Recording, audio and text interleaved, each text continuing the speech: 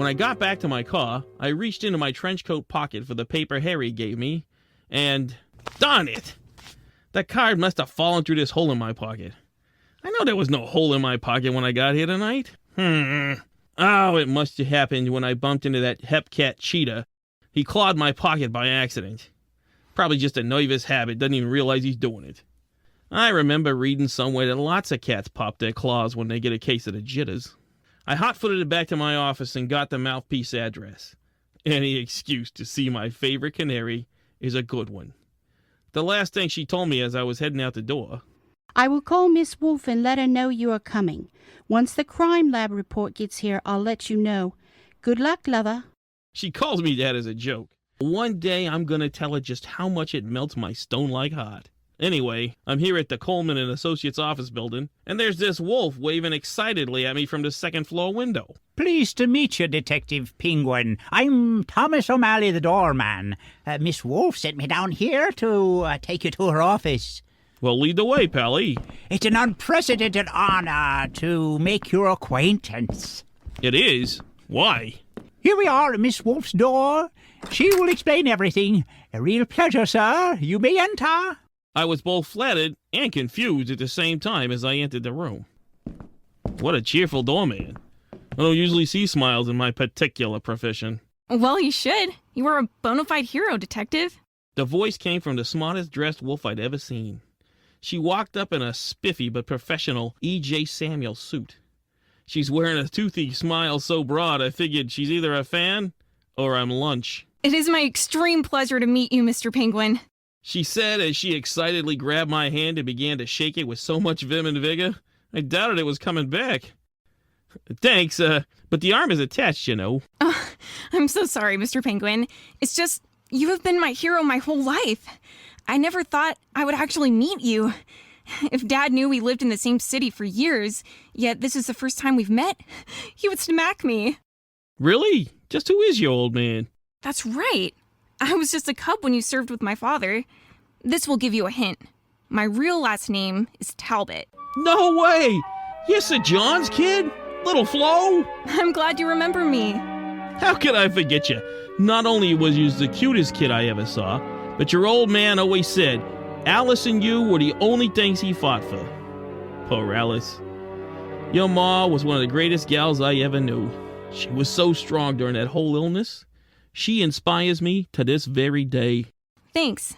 She said the same thing about you, you know. Aw, she would, the sweetheart. Your pop saved my tail feathers so many times in that war. He was my hero.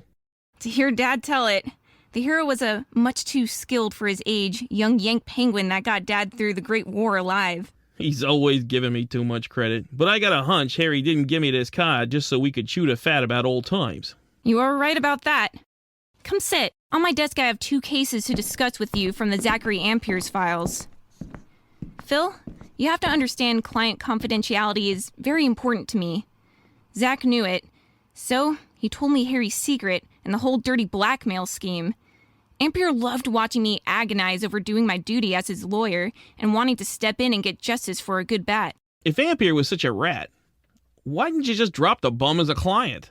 Because I was the only gal advocating for Harry. Sometimes I would negotiate the price down. Zach let me know in no uncertain terms that the moment I dropped him, he would triple the price and bleed Harry dry. I begged him to let whodunnit off the hook. I mean, how much money did he need, right? He would just sneer at me and say, Florence, it's not about the money. It's about having the power to make others squirm. That's where the fun is. Now that the snake is dead, I will do anything to help that magician. Since he asked me to share the secret with you, I will. The truth is the only thing that'll clear this up. I will share it with you, but only in the strictest confidence. It could ruin his life.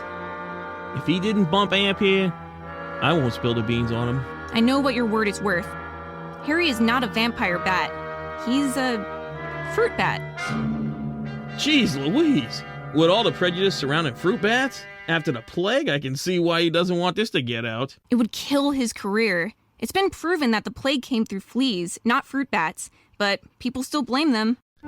So that's the secret the snake was using to put the squeeze on old Harry, eh? No wonder I can't find anybody who didn't want to 86 this bum. What a joke. He was something else. The only time he ever did anything where he wasn't in total control was the time he worked with some doctor on a secret project. Mr. Amphere was only allowed the information necessary to build a casing for harnessing some as yet undisclosed type of energy. A control freak like Zach? Can I get a copy of that file? Sure, if you think it's relevant. It's just a hunch. Good enough for me, because Dad says, always trust in Phillip Penguin's hunches. Can I call my office while you dig up that file? Sure. I have a second copy of the case in here. You can take it with you. Thanks.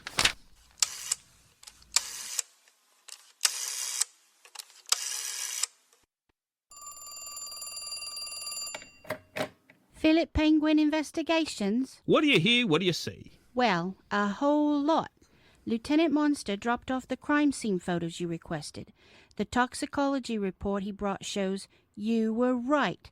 The cyanide was not found in the throat, but was injected directly into the bloodstream.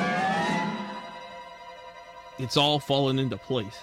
I'm coming back to the office to look over those photos. Contact Cookie and have him meet us there. I have a plan we need to go over with him. Then it's a good thing I accepted his dinner invitation for tonight.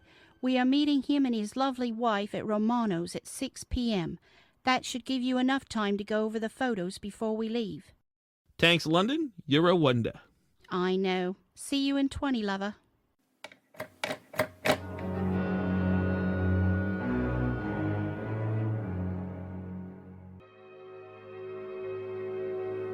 The time London and I spent going over the crime scene photos hit pay date. Then we had dinner with the monsters. It was fun as usual. After dinner, Cookie, London, and I hashed out the plan. Right now, I'm on the way to the Five Aces nightclub to find a little black round thing London spotted in 3 of the crime scene photos. Well, looks like this is the place. As I got out of the car, I heard shouting from the distance, getting closer. Hey, fuzz, wait up a minute. I turned to greet Chester James, who ran up to me. Hey, Chet, what do you hear? What do you say? I am so cool. My girl has to wear a fur coat around me. And after he got his breath, he said, Isn't it a little late to be visiting Five Aces? I mean, it's been closed for hours, baby. I could ask you the same thing. After all, the joint hasn't been reopened since this murder investigation began. I had to check with the janitorial staff to make sure my boys in the band didn't leave anything behind yesterday, since we were all so stressed out. I brought the crime photo out of my trench coat pocket. Then I pointed at the little round black thing on the bandstand. What is that, Birdman? I was hoping you could tell me. Give me the picture so I can take a closer look. Then maybe I can smooth your path. I handed him the photo and he began to study it. Maybe it's... No, it can't be that. I'm stumped. Sorry, man. I've never seen it before. Here's the snapshot back, baby. Well, you tried. Thanks. I'm here, so I might as well take a look-see. Happy hunting.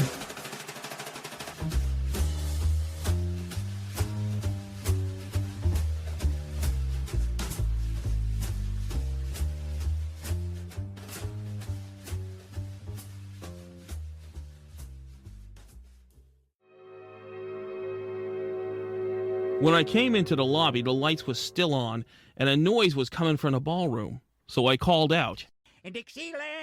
This is Detective Phillip Penguin. Who's in there? I'm working in the ballroom, Sonny. Come on, join me. So's I did. When I entered the dance hall, I saw a wrinkled-up old mole in overalls, bent over scrubbing furiously on the stage. I walked up to join him. Oh, these darn scratches, they're so deep. It's so hard to scrub them out. Oh, it's infuriating, I tell you. The closer I got, the more I could hear him complaining about how hard it was to buff out some of the scratches on the stage. I knelt low to see what was giving him such a hard time. Well, Jasper, let me tell you, I've been doing this job for Mr. Diamond going on 20 years. Never in all my born day had I had such a miserable time getting scratches out of this Johnson Glow coat. Yeah, I'll bet. How do you think they got there? Grooves this deep could only come from one thing, by cracky.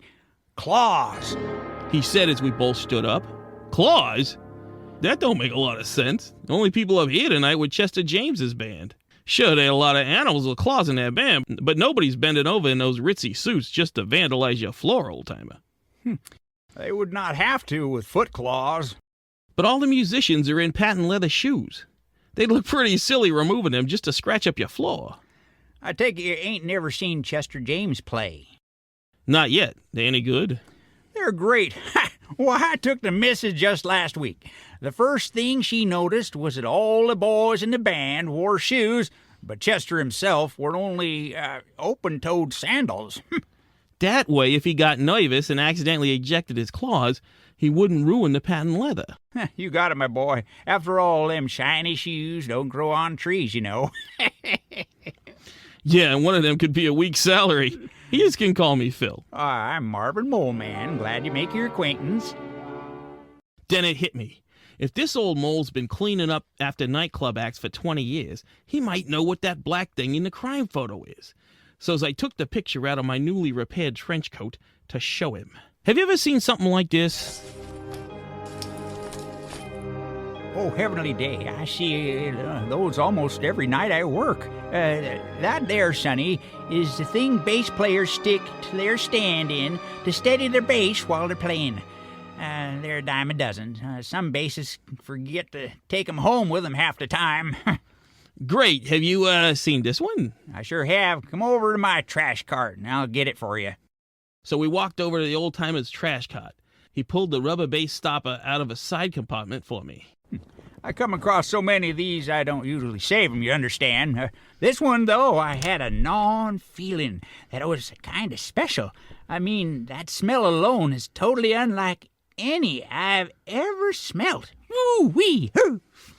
He handed it to me, and the smell of almonds was so strong it could have knocked out an anteater. Woo-wee, smell that. You got any idea what it is? Whoo! If I'm right, it's cyanide. And Pally, you just solved this murder for me. Thanks.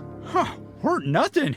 It's my quitting time, so stick that in your pocket and let's skedaddle out of here. I dropped it in my pocket and told Marvin he could leave. I'll lock up for him. So he started pushing his cart off stage and said, Thanks, Sonny. Have a very good night to you. Oh, I wish I was in Dixie. Hooray, hooray. In Dixieland, I take my stand and live and die in Dixie. Look away, look away, look away down south in Dixie. What a character. Well, let me jump off this stage. Ugh. Now, if I follow these scratches, they lead right to Zach's chair. Just as I got to Amphere's chair and stooped over to study the scratches, the room's lights went out. Hey, old-timer, turn those back on, would you? Followed promptly by my lights doing the same. Ugh!